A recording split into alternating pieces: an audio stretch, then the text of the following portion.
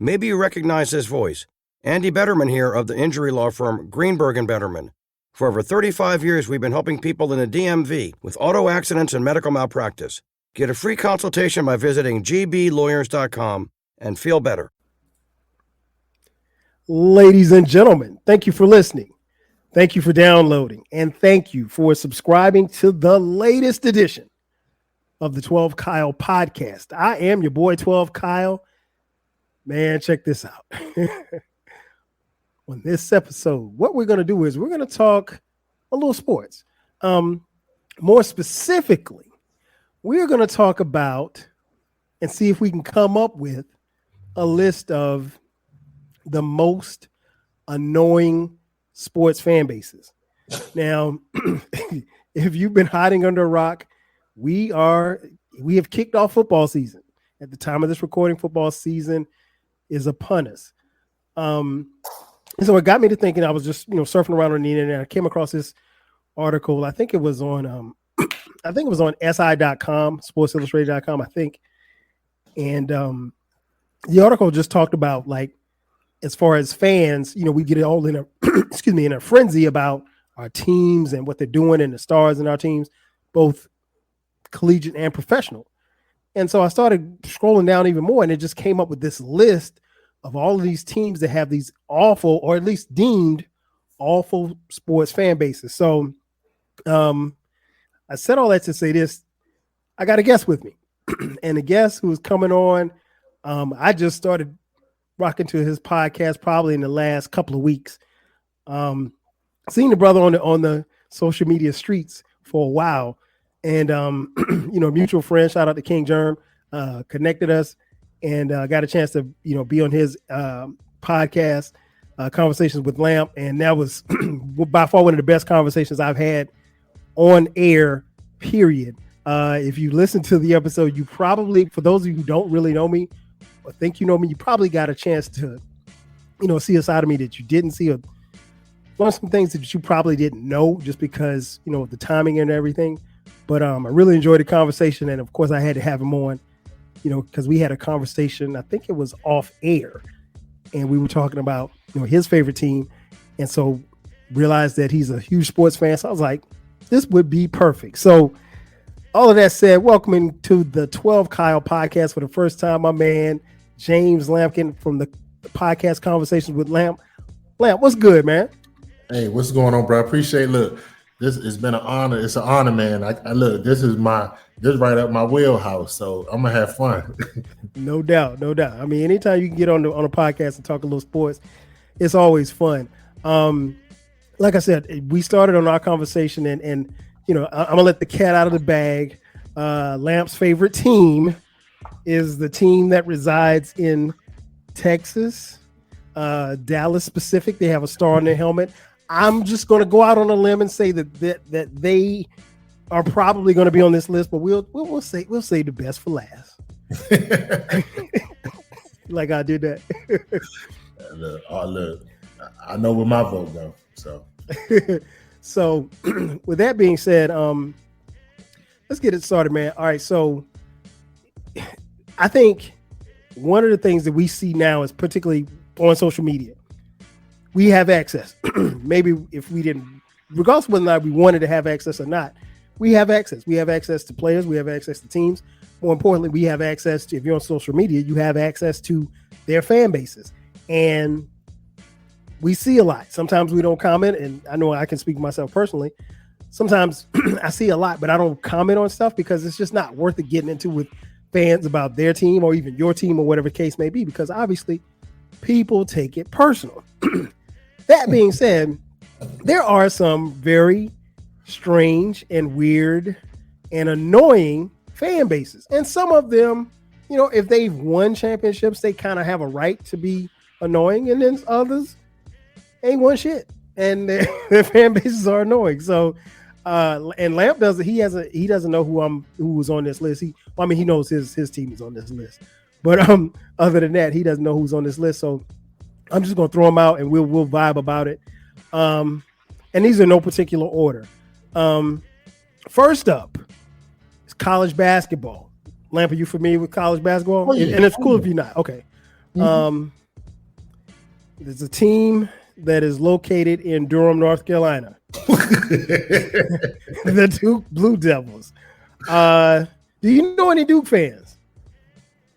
Dude, too many Duke fans, I know.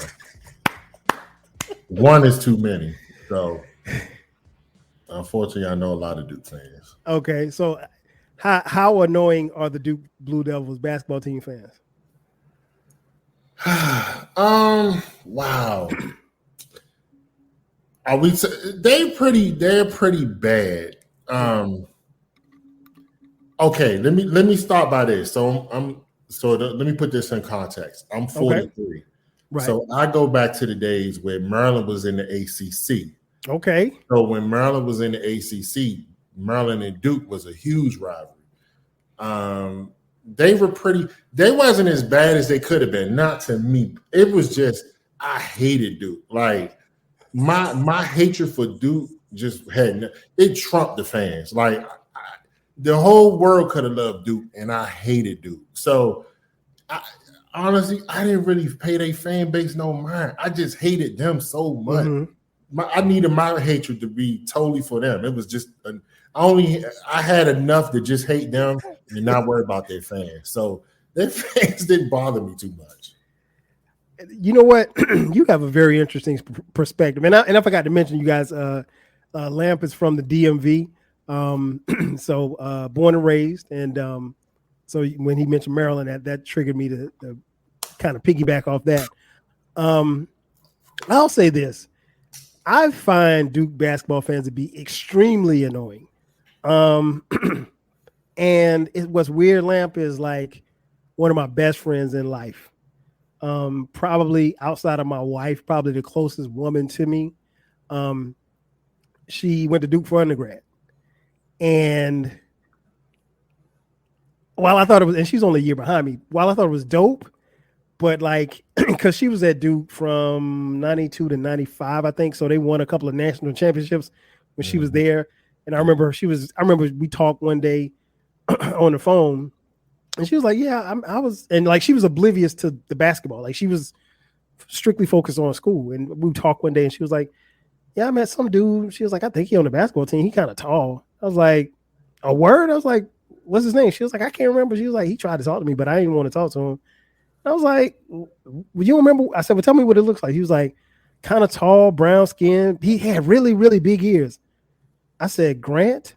Was that his name? She's like, yeah, that's it, Grant. She's like, I can't remember his last name. I was like, you were talking to Grant Hill. And she was like, who is that? Damn. I was like, you don't know who Grant Hill is? She was like, no. She was like, he was trying to talk to me, but he was goofy. I was like, and so the running joke for me was, for a long time, me and her, I was like, man, I could have been courtside. We could have been, I was like, I can't believe you dissed Grant Hill. But yeah, I have, much like you, Lamp, I got a bunch of Duke fans who are friends, and yeah, they're pretty obnoxious. Team number 2, baseball, out of the Boogie Down Bronx, the New York Yankees. Yes. Do you think they're annoying? Very. Really? Very annoying. Okay. Because they think every year they're supposed to win the World Series. Like, it don't matter who, it don't. They can have the worst pitching. No, like, I done seen years they pitching garbage, but they got good hitters. So, right. But if you watch baseball, once you get to the playoffs, good pitching, shutdown, good hitting. So that's why lately they haven't been winning, which is a joy to my heart. So, yeah, very annoying fan base. Okay. Let me let the cat out of the bag. If you're not watching on YouTube, and for those of you watching, thank you for watching. I am actually donning a New York Yankees cap to cover my uncut hair right now. And that's my favorite baseball team. Whew. Now, are we annoying? Yes, we are. Very. I said it. We're annoying. And I laughed, Lamp, when you said the Yankees fans feel like they should win the championship. We really, really do. We really feel like this year should be the year. So, like, even a year like this year, if you're following baseball, like in our division, Baltimore is running away with the division at the time of this recording. And whoa. No. They're only 2 games up. Yeah, but what I'm saying is they're far ahead of us. Oh, the Yankees. Oh, yeah. We're not gonna catch them. So no. So yeah, I mean, we could still play for a wild card if that happens. We'll see, but I mean, just really seeing Baltimore shine, and it's like, those are some loyal fans or whatever like that. But I mean, we're the Yankees and y'all not. So I mean, and I don't mean y'all as far as Baltimore. I mean the rest of the MLB. We're very arrogant and we're very annoying. I'm not even gonna sit here and lie. We're very annoying. Which reminds me, and I'm gonna jot this down. Okay, for Duke, would you say that they're not annoying, kind of annoying, super annoying, or assholes? I'm gonna take a little poll here. Okay. Wow. I'm gonna go with kind of annoying. Like I said, most people in this area won't agree with me, but my hatred for them is so high, I don't even pay their fan base. So for me, they kind of annoying. I'm gonna say that they are super annoying. Yeah, they're like that. So what about Yankees fans? Not annoying, kind of annoying, super annoying, or asshole? Super. Okay. That'll be the Yankees, and I will agree. We're super annoying. Next team, college football. Here's a stalwart for you: Notre Dame football. Do you know any Notre Dame fans? Too many. You read my mind. Really? Wow. Yes. I used to be one. Say word. Mm-hmm. When? You did the Ty Willingham. Oh. Hey, man, it always comes back to Ty Willingham, man. Always. The coach who led them all the way. And then it seemed like when things got rocky, they got rid of him. Yeah. Charlie Weiss had 1 good year. He get a 10-year contract. 10-year contract. That's a whole nother podcast. So you know what, man? I'll be honest. Notre Dame, I knew a lot of Notre Dame fans when they were really, really, really good. Because I'm 50. Lamps, you say you're 43? 43, yeah. So I remember when they won a national championship in '88. I remember Tony Rice. Tony Rice, yep. The Lou Holtz was the head coach. Yeah. They had Ricky Waters and Tim Brown. Tim Brown. And I think the bus came shortly after that. I think he wasn't on that team. He wasn't on that team, but he came shortly after that. But they had players, and that was just interesting because, you just don't think about. I don't think about Notre Dame like that. So because I don't know any fans, I would say that they're not annoying to me. I mean, and it's been 32 years since they won a national championship, so I'll say that they are not annoying. What say you? You know what? I'm gonna take that back because I was living in the past. I'm gonna take that back. Mm-hmm. I probably only know 2 current Notre Dame fans, and they're not that bad. Okay. But the reason here's why I'm gonna put them on the annoying list, because the country as a whole thinks so much of them. Yes. Not really people that I know per se, but they're on TV every week. Literally. They literally are on TV. That is the one college team that the whole nation can see every week. And they're not that good. So for that reason alone, I put them annoying. Yeah, I agree. I think they're just, like I said, I don't know any fans, so they don't the banters that I see on social media, it doesn't bother me. So yeah, I put them as not annoying. NBA. You said not annoying? You said not annoying? They're not annoying. Yeah, okay. They're not annoying to me. Okay. NBA. Let's take it to the west side.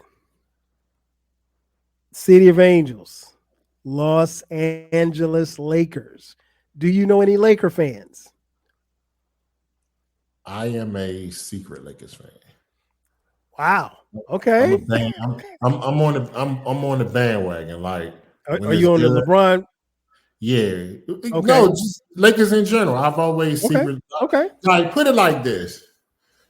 I've always cheered for them. Like I can't think of a time I was watching them and wanted them to lose.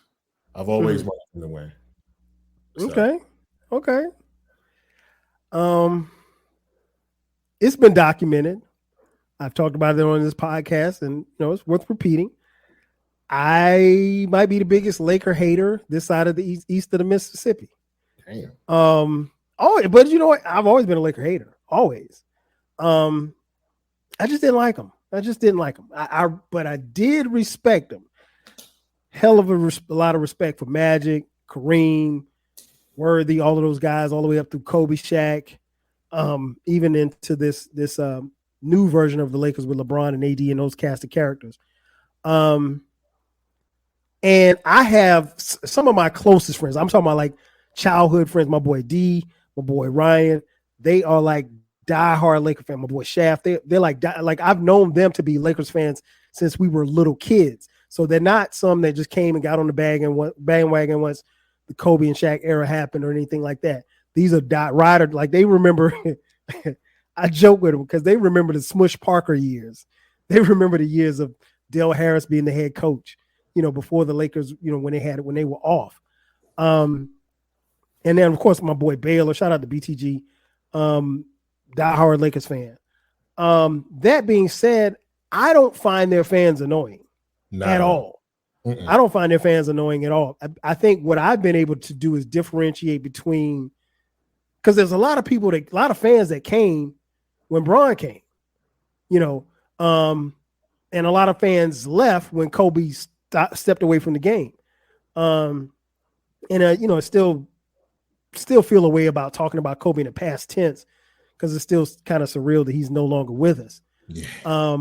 But that even in that, I mean, like I'll just to piggyback off that, I remember telling people like I didn't like Kobe, but I respected his game. But when I started watching Kobe, the more and more I watched him, particularly after he hurt his Achilles, I slowly became a fan of what he was doing. And I was like, man, I spent a lot of time hating this dude, and I'm not going to see this again. Like what he's doing right here, we're never going to see this again. So I learned to kind of appreciate him from that point. And after that, I just started watching Laker games, not being a fan, but enjoying what Kobe was giving us. And then, ultimately he retired and, went on. And I think Kobe post basketball was, great. And then unfortunately he passed away in such a, tragic fashion that, I think a lot of us are still trying to make sense of. But I don't find their fans annoying at all. Now I know some other people that find them annoying. I don't find Lakers fans annoying at all. Do you? No. I'm gonna back up to what you said about Kobe. I think the reason you and most people like them towards the end is because he allowed you to. Like, bingo. Because I think when he got towards them latter years, he never cheated the game, never. But he knew he wasn't on a championship team, and he knew his time was coming to an end. So he almost became more like an ambassador to the game. Like his latter years, he let you in more. And I think the more you got to hear him talk and just see that different side of him, that's why people became a fan of him. So I see why you didn't like him in the beginning, because all you heard was the ball hogging stories and the intensity he played with. That's all you got to see. But then them later years, he got hurt. When he got hurt, remember he got hurt. They did the documentary. Yeah. Everybody loves a good comeback story. Oh, no question. A lot went into liking him at the end. Like, again, he knew he wasn't on a championship team anymore. I mean, of course, he never cheated the game, but I think the reality set in that this is not a championship team. And it allowed him to be more transparent and things like that. So I think that's why you and a lot of other people became fans. Yeah, I think you hit the nail on the head, Lamp. I think it was just that you got a chance to see him. I would see him more in interviews, and rightfully so. After the whole rape charge thing, he when he became the Mamba, if you will, he got to a point, I think, where he was satisfied with himself, and he wasn't into trying to please other people. Mm-hmm. He wasn't trying to be like Mike. And I think, particularly for Jordan fans, a lot of times, that was always the criticism. Oh, he's trying to be like Mike. I mean, what's wrong with trying to be like Mike? That was a guy that he idolized. Yeah. But at the same time, Kobe, and I totally agree with you. And it's something that you just said that I never really thought about, but he was definitely being an ambassador, because you think about all of the younger NBA talented guys that are in the league now, from the Jason Tatums to the Kyrie Irvings, who Kobe was their mentor. DeMar DeRozan, just to name a few. Westbrook, he was their mentor. He spent time with these guys. Now, 2000, 2001, 2002 Kobe, he probably, he didn't hang out with his own teammates, let alone mentor some guys on another team. He was always working, trying to get to that next plateau or what have you. So, but look at the years you said, Brian. You realize in 2020, Kobe was only 21, 22 years old in 2000. Yeah. He crazy, right? He wasn't ready to be a mentor. No. And he was dealing with a lot. I mean, and it took a lot to play with Shaq. And, he would, I remember, we all remember the years where he would come to camp.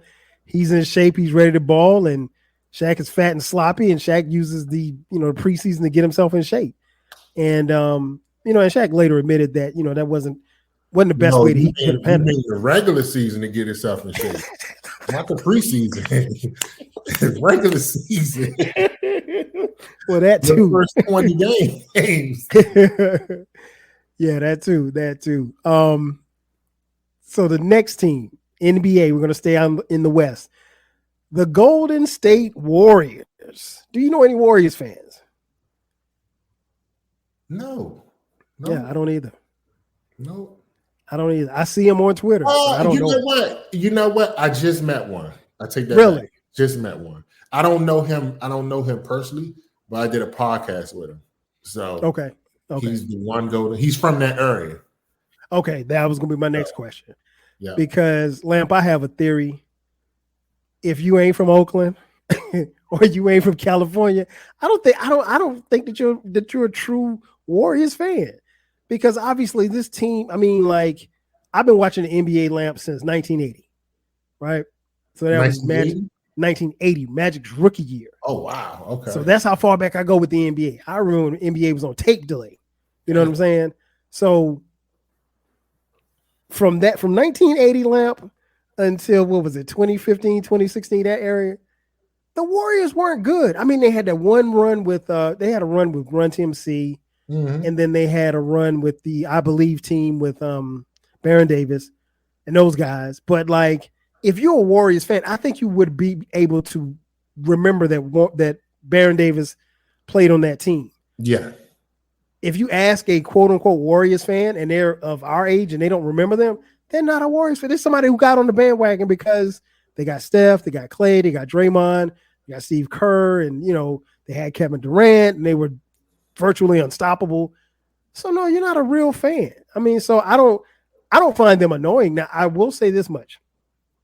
Based on what I've seen on Twitter, Warriors fans are supremely hated. Oh. They are hated on Twitter like no other. But I'm not, if you're not from that area, man, you'd have to really convince me that you're a Warriors fan, because I'd never met a Warriors fan in my life face to face that wasn't not the ones that aren't from out there, because that's just a team. I mean, you probably just jumped on the bandwagon. Well, let me say this. Here's my opinion, mm-hmm. And I think you can agree with this. When it comes to basketball, people are not that loyal to me. I think people more like you in basketball. You see people change teams a lot. Yeah, like they fought because basketball more identifies with players. more than any sport. Facts. Like, besides an individual sport, basketball identifies with players. So you see a lot of people follow LeBron.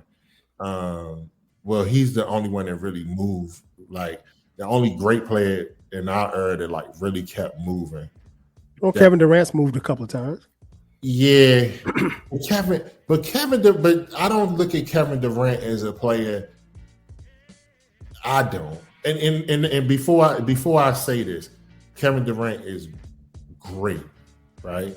He's a great player, but I don't know if people like him enough where they'll change teams for him. Right. I don't know, but that's my opinion. Mm-hmm. So. But LeBron has that type of power. Oh, no question. He taking his fan base with him. Yeah. If LeBron say if he say I'm going to play for the Charlotte Hornets, hey, that's where everybody going. Yeah. It's sometimes the team, like, look at like basketball. Out of all the sports, they go with players and they go with winners. Mm-hmm. Like, it's even with football, team win the Super Bowl, they get a couple of scragglers here and there. Mm-hmm. But basketball, it's crazy. Yeah, it is. You get a whole new huge fan base. And you know what's interesting? We came up in an era, obviously, with free agency. You know, the further back you go, if you go back to the 80s, you know, there wasn't any free agency like that. So, you know, if you were on the Lakers, you were on the Lakers for however long your contract was. Yeah. You signed a 7-year deal. So Byron Scott was going to be your point guard for the next 7, or shooting guard for the next 7 years. And that's just what it was, unless he got traded. So you didn't have the moving around. And I only mentioned Kevin Durant because, like, Durant is somebody's name who gets brought up a lot of times when obviously LeBron's the obvious, but, you know, Durant didn't necessarily move around because this last one was a trade. And then when you look at, he'll always be criticized for the move to Golden State, which he should be. But, you know, I don't think that he's still a phenomenal player. So that I just don't know that I'm going to be very interested. I know how people feel now, but I'm interested to see how they're going to think and talk about him when it's all said and done, because the boy's still cold. He's still a top 5 player in the league right now when healthy. And you can make a case that when he went to that Golden State Warriors team, he was the best player in the league. So, you know, but people get in their feelings about him leaving, and I get it. But, you know, he is a very interesting person, to say the least. He's going to have to win one. He's going to have to, but I don't know that he will. Well, if he doesn't, that's going to be interesting. If he does not win one, I don't think history will be as kind to him as he would like. There you go. Because the worst thing happened to him was the Warriors winning without him. Yes.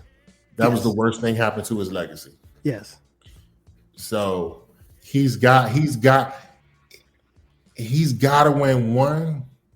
And really, honestly, I don't know. Man, I don't honestly, this is just me talking. Mm-hmm. I don't really know if he can do anything to save his legacy in that aspect of like all-time greats, because he's going to always be looked at as a guy that needed help. You know what, Lamp? I'm hopeful that we aren't as critical, and I say we, I mean we as fans, aren't as critical of his legacy once 5, 10, 15, 20 years down the line. I hope that we aren't as critical, because I think the good side tells me that I want to believe that we're going to love and appreciate Kevin Durant and what he accomplished and his game 20 years from now. But in the right now, I can't disagree with what you just said at all, because I mean, like, I think he went to Golden State looking for some type of validation, and I don't know if necessarily he got what he was looking for. He did not. And, you know, it's kind of like he's still searching, and that's a tough spot to be in, because now he's on the backside of his prime. and that's not to say that he can't go until he's 40, 41, 42, but what we're seeing from LeBron is something that you never see, as far as that longevity and being able to play. You won't, because and I was telling somebody this a couple of weeks ago, like at LeBron's coming up on 39 at the time of this recording. When we saw guys play late past like past 35, they were like the seventh, eighth guy off the bench, averaging 10 points a game. This guy's averaging just as much as he did probably almost close to 10 years ago. Mm-hmm. And he's just a freak of nature, and he keeps his body in shape. But I agree with you on KD, man. I'm very, very. I'm always interested to see people's sports take on how and where they view him and everything like that. Because, and I don't say it's right or wrong. It's just I don't know that Kevin is going to get, like you said, the validation that he's probably looking for.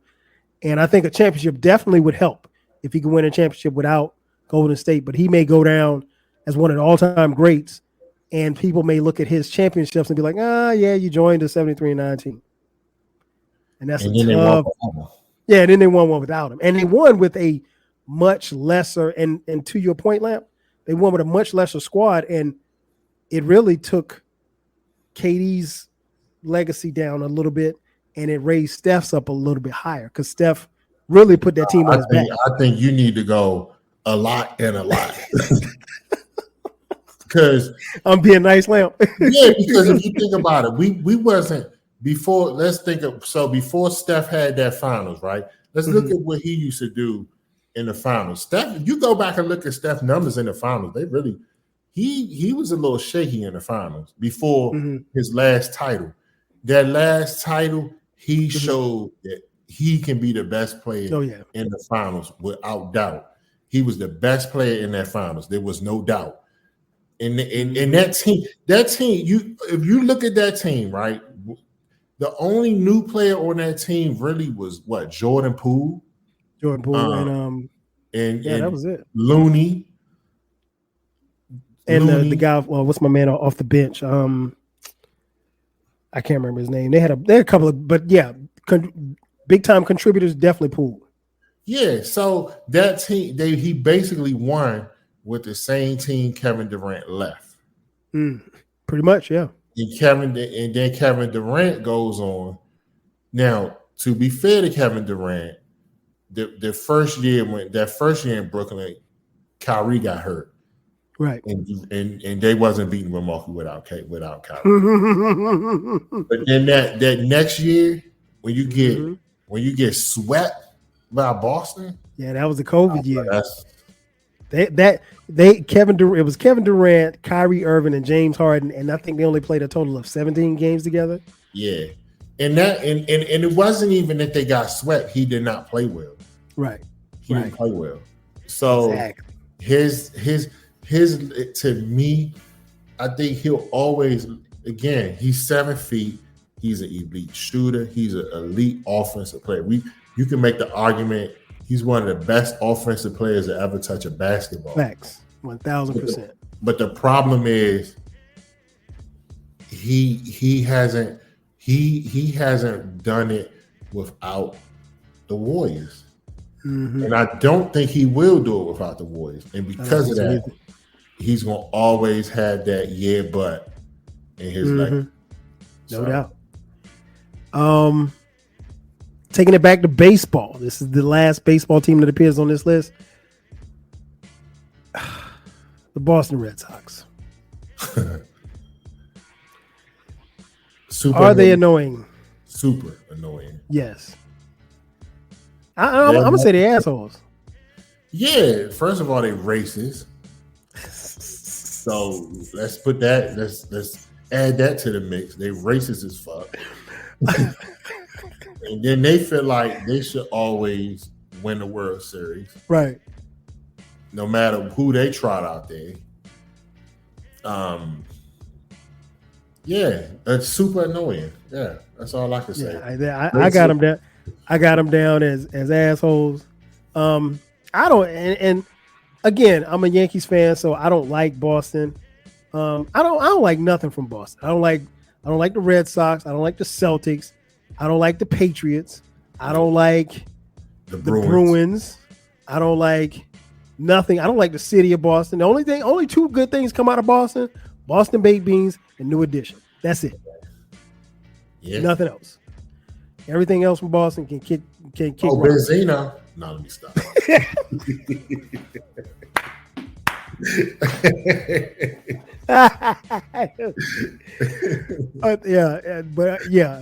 Not him. Everything is annoying from Boston. College basketball. Let's take it to Durham, North Carolina. Chapel Hill, North Carolina. UNC basketball. Now, Lamp, you live in ACC country. I know you have some Tar Heel fans. Not no more. Really? Well, remember, Maryland in the Big Ten now, so okay, yeah, you're right. So you don't really see them that much. But I got enough of that. You got okay. So, how annoying is this fan base?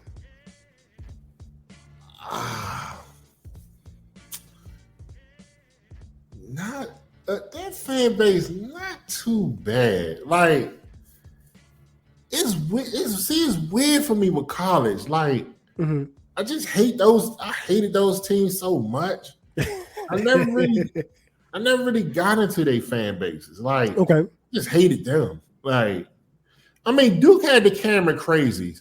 Yes. North Carolina wasn't too bad. Like, but I hated them though. Like, and I still hate them. Like, I hate all those blue blood schools, honestly.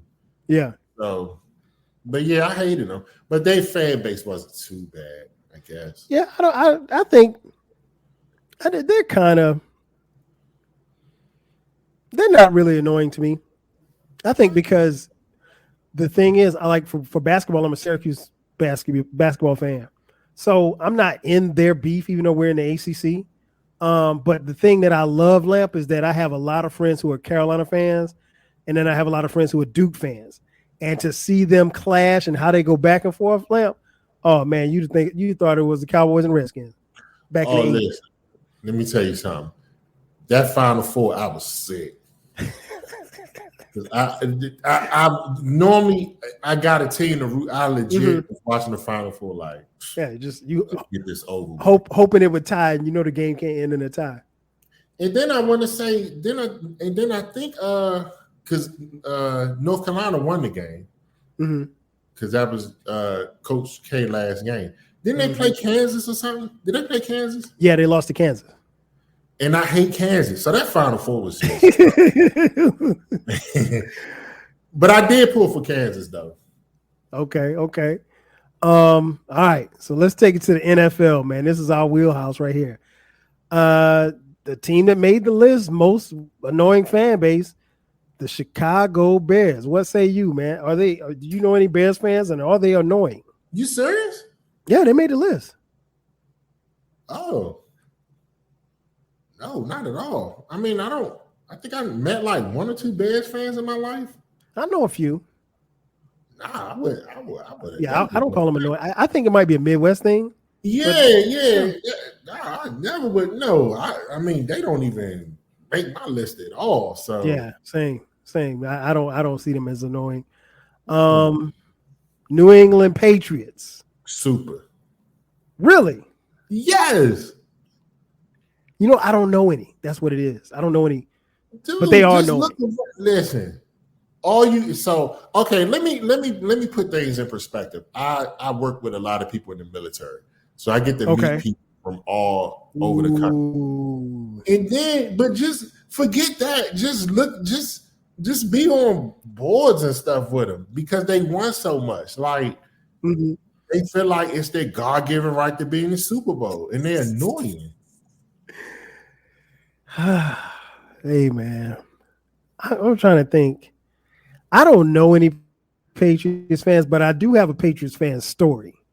Many years ago, my son wanted to go to a game, so we went to a Falcons game. We just happened to go to a Falcons game when they were playing against the Patriots, and I think the Patriots had won a couple, maybe one or two titles. Mike Vick was still a quarterback here, so that's how far back it was. And we were sitting in the Georgia Dome. I never forget it. And the Falcons had just gone up by maybe about 4 or 5 points. And there was a guy sitting directly in front of us. And this dude Lamp was talking shit all day. all day. And he kept he was looking back. He's like, "We gonna win. We gonna win.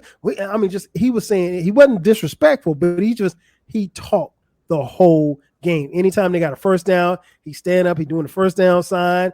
Anytime they scored a touchdown, he dancing in the seat.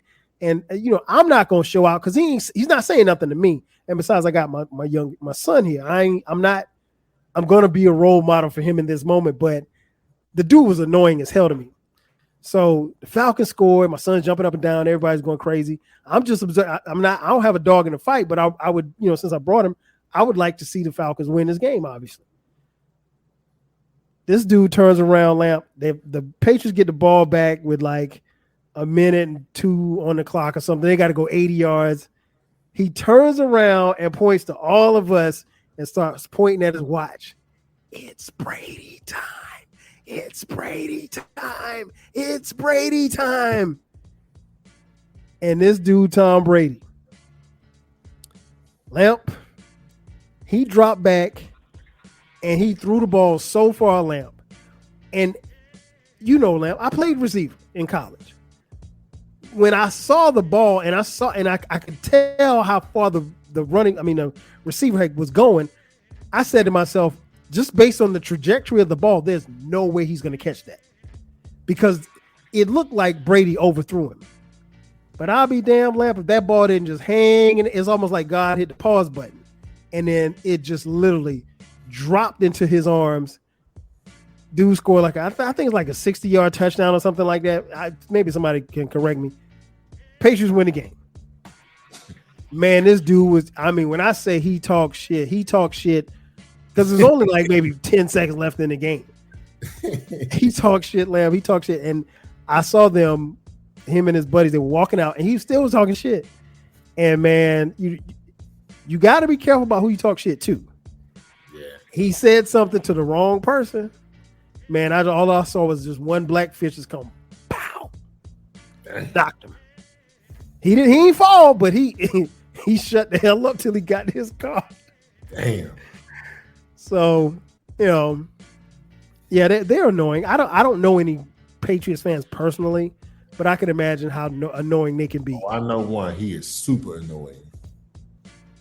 And that's the thing. Like, it's they've won so much for so many years. Like,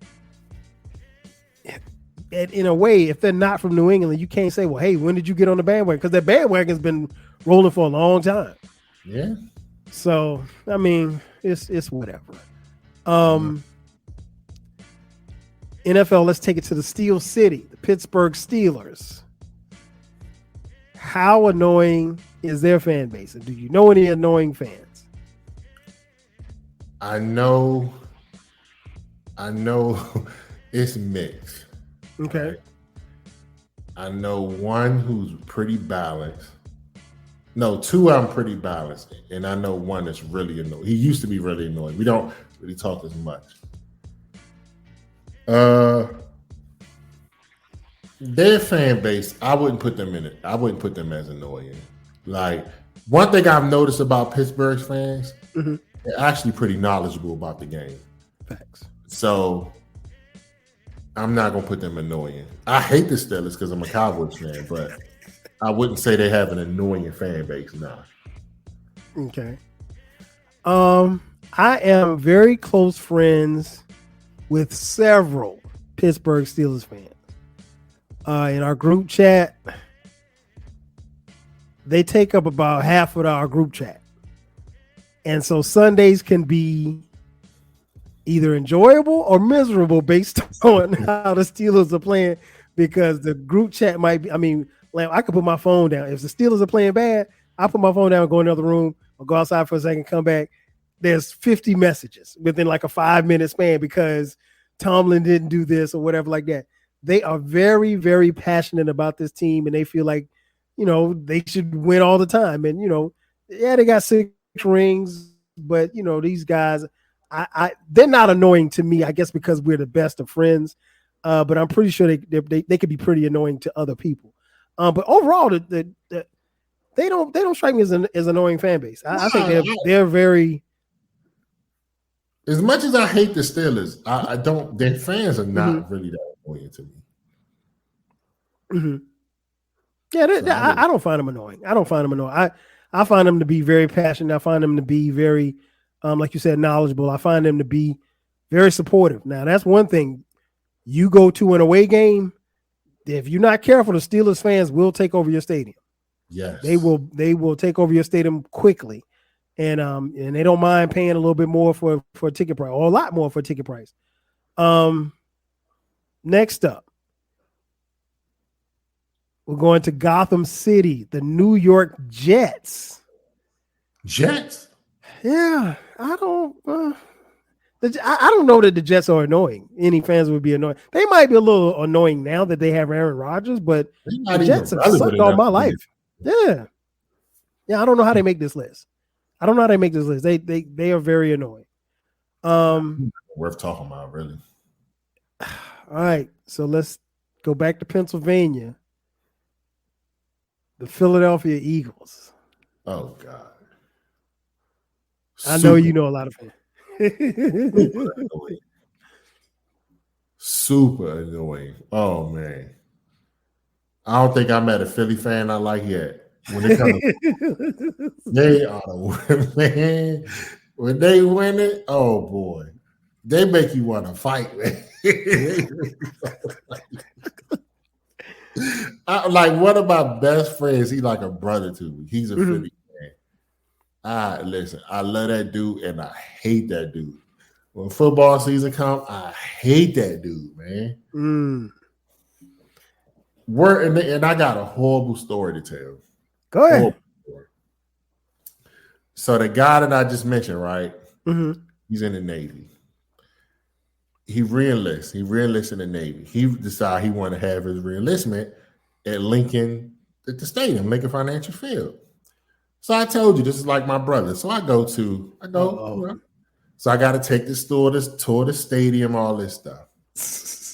Do you know them Jokers won the Super Bowl that year? Ooh. I said, I will never step foot in that stadium again. Never. Yeah, you the good luck charm. my buddy, come on, man, let's go to Eagles game. Fuck no, I ain't never going back to this stadium. Nah, man. Smart man. Yeah, I grew up Giants fan whole life. And so the Eagles were always kind of like, and I guess you know what, Lamp, I think I don't have the same beef with Eagles fans because I didn't really grow up with a lot of Eagles fans around me because I grew up in South Carolina. So I didn't have that same, so I didn't really meet Eagles fans probably until I got to Atlanta. So they're not annoying to me, but they are annoying. The only two that probably aren't annoying is my friends Maya and Babi. That's about it. Shout out to them. But yeah, Eagles fans are annoying. I would say good night. I would say super annoying. So yeah, I probably put them on the super annoying list. Super annoying. Oh, I forgot. Here's one baseball team. Let's go back to baseball before we wrap up. The Houston Astros. I don't know enough of them. I don't know any fans, but the Astros their fans are annoying as hell. Really? Yeah. Oh my gosh, man. Listen, and I've been back and forth for work to Houston.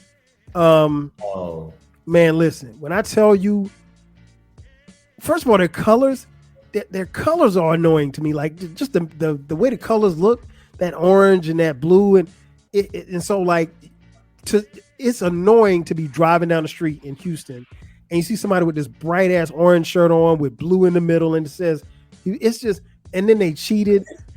So I don't like Houston, man. I like Houston the city. Love Houston the city. I don't like the Astros at all. I got beef with them. I think they're a bunch of cheaters.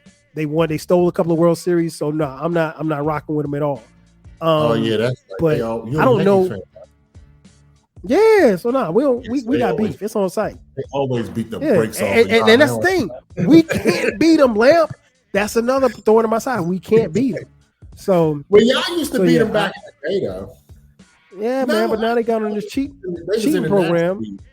They was in the National Yeah. League, so y'all wasn't beating them. Nope. Yeah, we haven't figured it out yet. And like it goes back to what you just said earlier. Pitching, great pitching beats hitting any day. And unfortunately, we've run into them in the playoffs, and the bats go cold, and their arms get hot. And it's just been, our downfall. They just shot Verlander out there. It just shuts you out. All right. So last but not least, we're saving the best for last. As I mentioned, when I did Leon's podcast a couple of days ago, before we got up, when we got off the podcast, he mentioned to me that he was a Cowboys fan. And I mentioned you guys, Lamp is from Maryland. So I'm going to ask you what I asked you off air. How in the hell, Lamp, are you a Cowboys fan when you grew up in Washington? I ain't going to call them the Redskins. Washington Commandos country.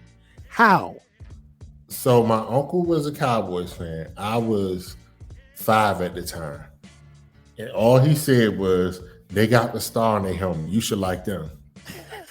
And I was like, okay. And I watched them. And I was only 5, so right. You know no better. Yeah, and it just stuck. Like, one thing about me, if I like you, I like you. So I don't go nowhere. And it just stuck. And I've been a Cowboys fan ever since. So how was it being in the DMV, being a Cowboys fan when you're dealing with, at the time, Redskins fans on Mondays when y'all would either, probably you growing up, y'all probably beating the hell out of the Redskins a lot. First of all, it is a bunch of Cowboys fans. I know. That's crazy. It's about a good, I would say 60-40. It's still more Commanders fans, but put it like this: it's enough Dallas fans where you don't be alone, right? You're suffering, so you got plenty of people suffering with you, right? And that's the thing, man. Like I've always found, and just to give for those of you listening and watching some context, like I'm 50, Lamp's 43. If you're in that age, even if you go from let's say maybe 35 to 55, that range, and you lived on that on this part of the East Coast, remember there was no team in Carolina during that time too as well when we were coming up. So really on the East Coast, what you had was below New Jersey, you had Washington, and then you had, as far as fans and what you would see on TV, because this is without, the league pass and all this other stuff. So regionally, you would get either Washington games, Cowboys games, or Raiders games, or Steelers games. And that's kind of like how it was in the South, particularly for me growing up in South Carolina. So that was the fan base of the kids that I went to school with. They were the Cowboys fans, Redskins fans, Raiders fans, or that was it. So that was pretty much the thing. And, you might have 1 or 2 Dolphins fans sprinkled in there. So I didn't really grow up. I grew up with a lot of Cowboys fans. And because the Giants for a long time sucked, like Monday mornings after the Giants lost, your uncle's my uncle played for the Giants, Harry Carson. He played 13 years for them and is in the Pro Football Hall of Fame. And kids, pick, oh man, your uncle sucked. So I quick mouth, I got something to come back. Oh, your mama fat, all stuff like that. So my hatred for Dallas started then. So my hatred for Dallas probably started somewhere like 1977, right? So I absolutely hate Dallas. As I mentioned in Lamp, and I'll tell you guys and share with you guys as well. Fortunately, I married a Cowboys fan.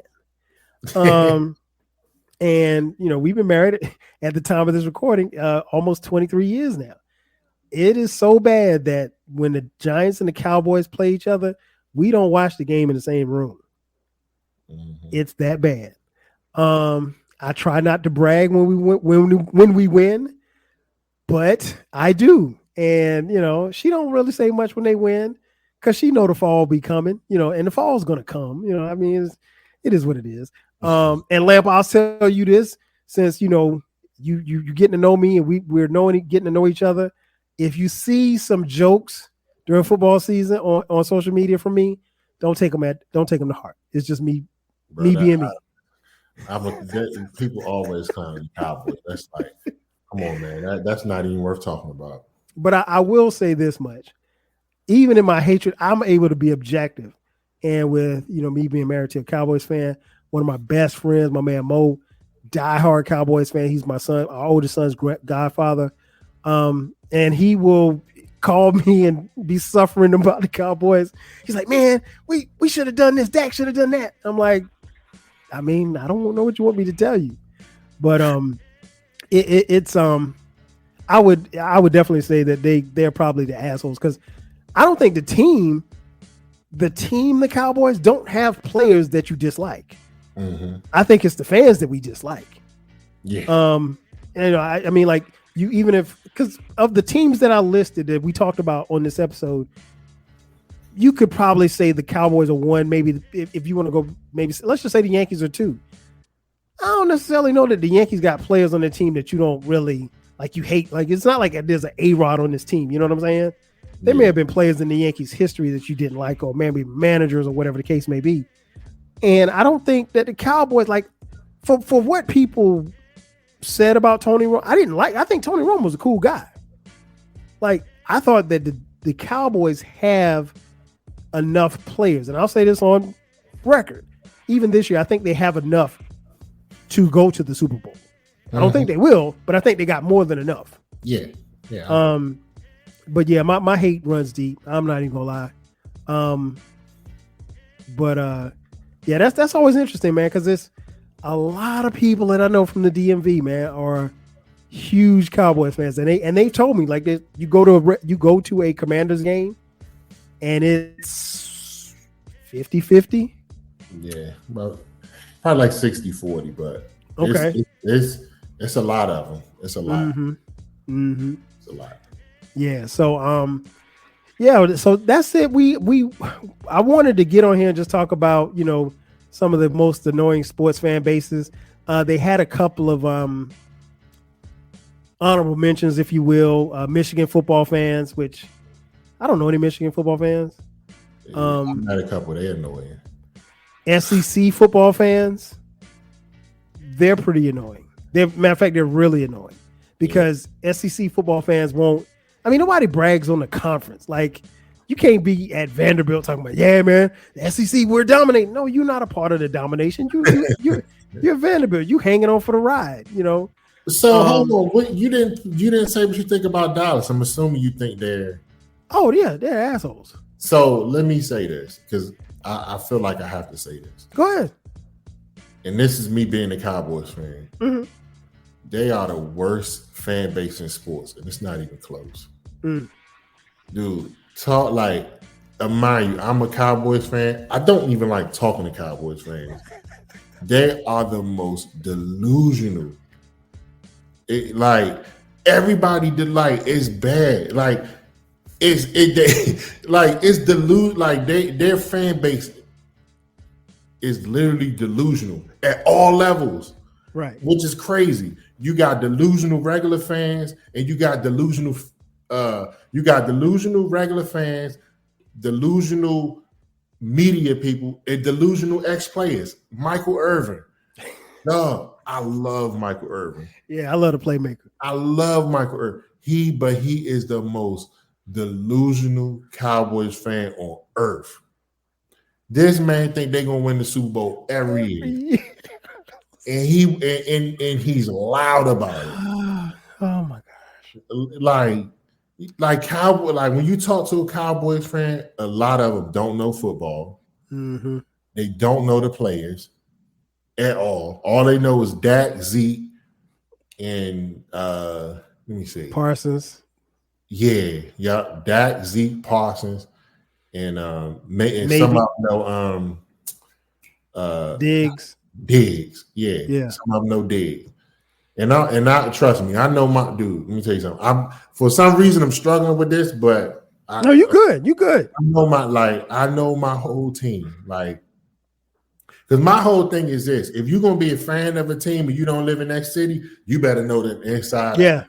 Because people will test you.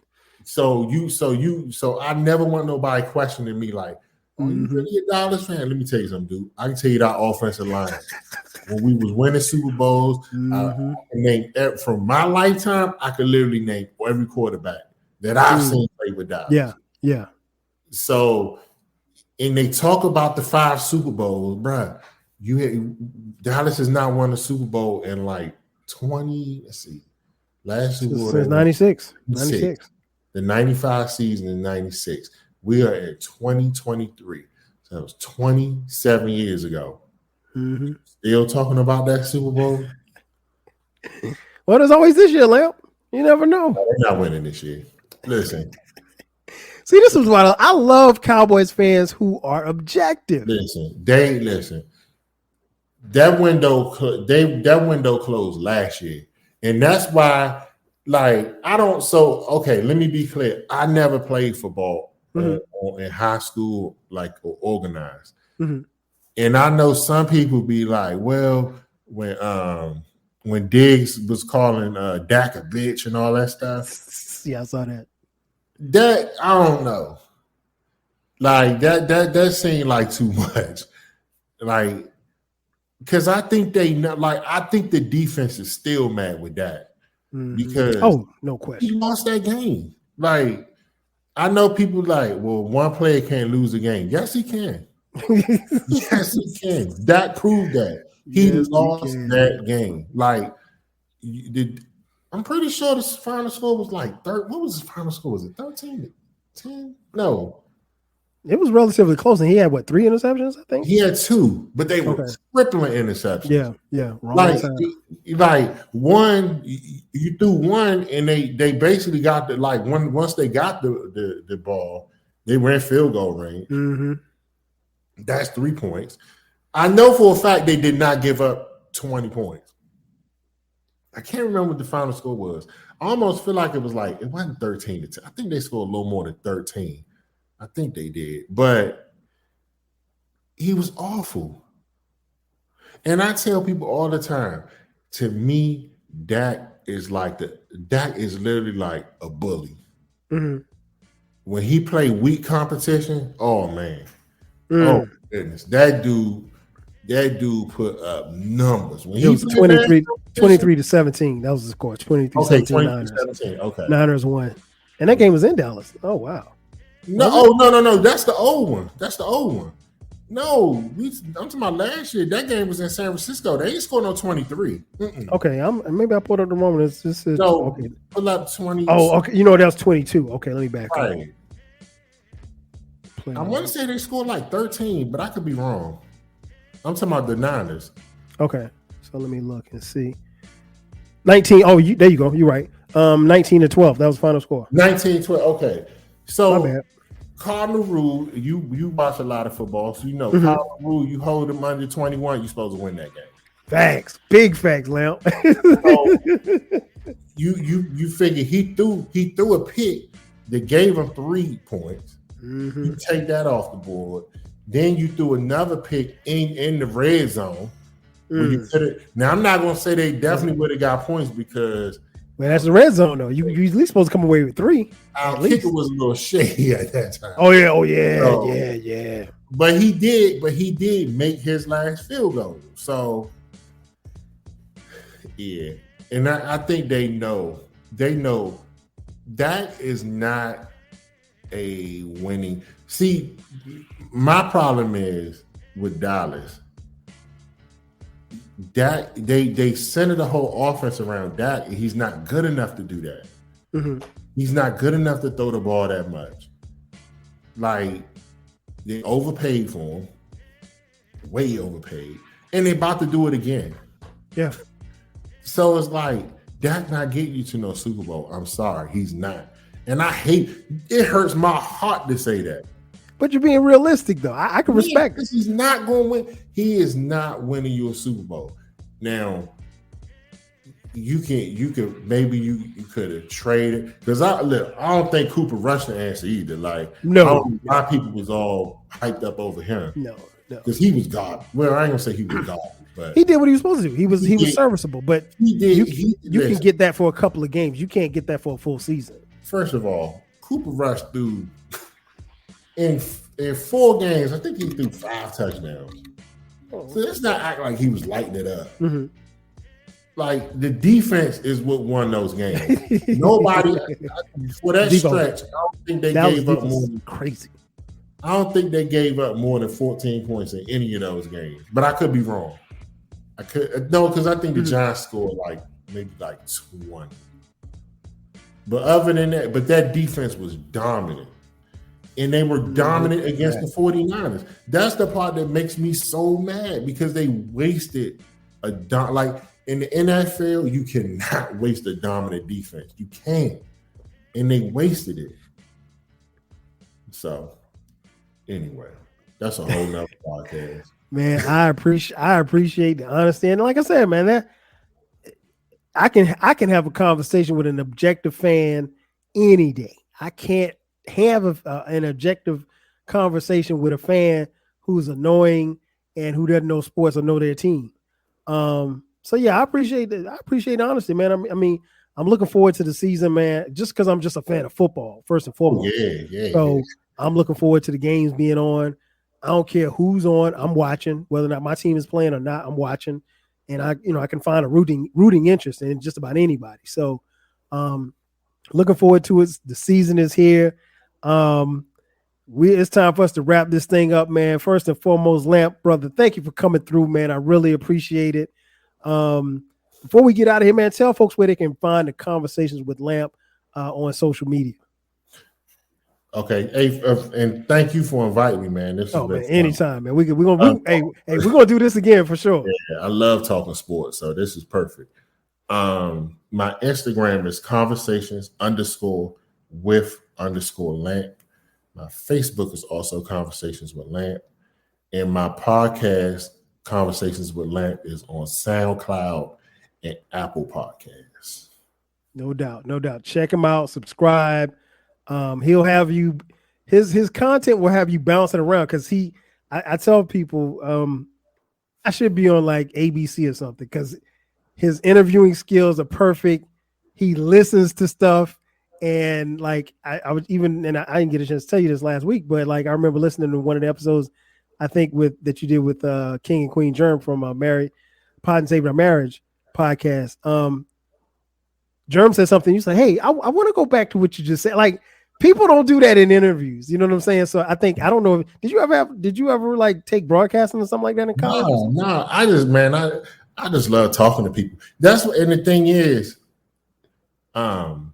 it's the reason I call it conversations. What I try to tell people, like some people be like, well, can you send me the questions? No. I don't know what I'm gonna ask you. Like I look at it like this, like I love it. Because okay, if I say we having a conversation, right, that can happen at any moment. Like we've all had random conversations with people. It wasn't planned. No. We just happened to be in the same place. The opportunity presented itself, and you had a chance to have a conversation with the person, and it could have been very enlightening. So that's why I never write my questions down, because it's like if you write it down, it's like okay. And even the guests, what you'll find out is when you prepare the guests, for some reason they want to be prepared. I'm like, look, no, like no, you're not. Look, it's not, because when you prepare, it's like it's not coming across authentic. Exactly. It's like you're waiting for me to ask this question so you can answer it, and I don't want that. I just always tell them, look, I'm never gonna ask you nothing. You're not. Because you know I ask you, and anything you don't want to talk about. Like, because some people like, hey, I don't want to, like, if a person like, hey, I don't want to talk about my family, cool. Like I know you married, but you never said you married, so I don't want to disclose that on the podcast. Like, right. You know, you might be married, but still for the streets. So right. I don't want to be the one mess that up for you. Like. That's what you do. Right. I don't want to mess it up for you. So right. But it's like I tell all my guests, listen, I'm good. Like you don't have to worry about it. I'm not gonna ask you nothing. You can't answer without thinking. Right. So that's why it's just the conversational flow. Because I'm gonna stick to stuff you passionate about. I'm gonna stick to stuff that I know you can answer. That's just like with me and you.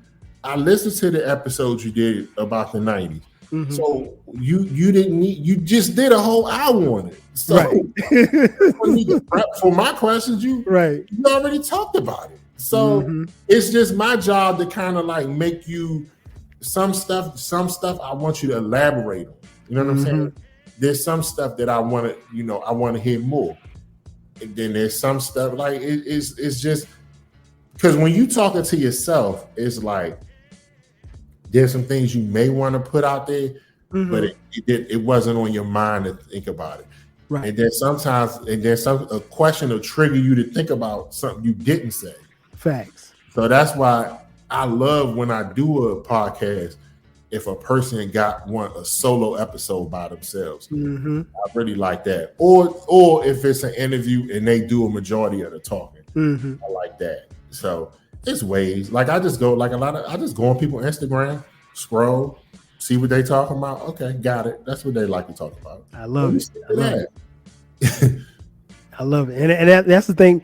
That's the thing I took away from the podcast that we did was like, I knew that you didn't have anything written down, but even if you did have something written down, I don't need to see the questions. I mean, like, because I feel like I'm a conversationalist, so I can talk about anything on the fly, no matter what. I don't need to know it pre-interview or anything like that.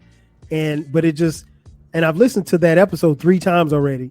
And the thing that I loved about it was that it was a free-flowing conversation, and it didn't feel like it really, I guess, being on the other end, it didn't feel like we were talking that long. And and I was like, damn, I didn't remember saying that. And even we talked about some stuff that, like I said, I don't even know that I've even talked that much in depth as far as my parents' divorce on any of my episodes. And I've talked about my family a gazillion times, but I don't think I went as far as in depth in that. But that's what good questions will do. It'll pull that stuff out of you. So yeah, man, I appreciate it. And you guys go check out Conversation with Lamp. Trust me, you will not be disappointed. Support that brother's good brother. And like I said, his first time right here on the 12 Kyle podcast. I can promise you it will not be his last. That's going to do it for us. You guys are listening. You know where to find me. 12 Kyle across the board on social media. The podcast, 12 Kyle Podcast. It drops every Thursday at midnight. We drop bonus episodes on Sundays. This episode will be out, I want to say, first week of the NFL season. So perfect time. Listen to this podcast, watch it on YouTube, share it with a friend, and then go watch some football. And then hit us up on social media about our teams winning or losing. But yeah, if you feel so inclined, hit me up on Cash App, $TWELVEKYLE.